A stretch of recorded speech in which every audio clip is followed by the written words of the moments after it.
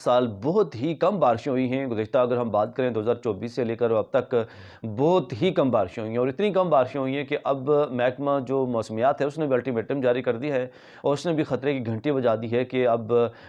خشک سالی کا یا قحط سالی کا ایک آغاز ہونے جا رہا ہے۔ اگر یہ بارشیں مزید نہ ہوئیں تو بہت زیادہ مشکلات پیدا ہو سکتی ہیں۔ محکمہ موسمیات کے مطابق کم بارشوں کی وجہ سے خشک سالی کا خدشہ ہے، اور رواں برس میں 52% سے کم بارشیں ہوئی ہیں 2024 سے جون سے لے کر اب تک جو ہے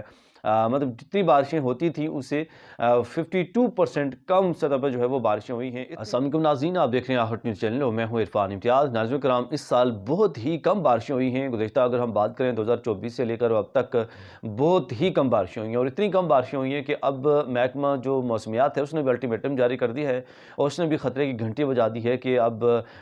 خشک سالی کا یا قحط سالی کا ایک آغاز ہونے جا رہا ہے۔ اگر یہ بارشیں مزید نہ ہوئیں تو بہت زیادہ مشکلات پیدا ہو سکتی ہیں۔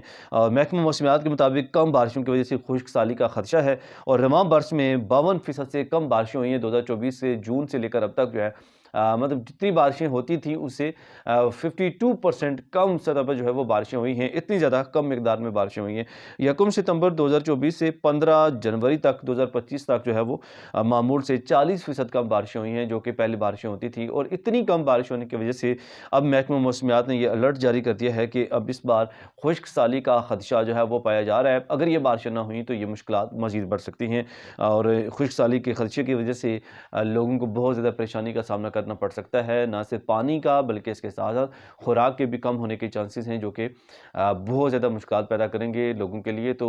یہ ایک بڑا الٹیمیٹم ہے، یہ ایک ہم لوگوں کے اوپر ایک اللہ کا عذاب بھی ہے، جو ہمارے جتنے بھی جو ہمارے کام ہیں نا، جس طرح کہ ہمارے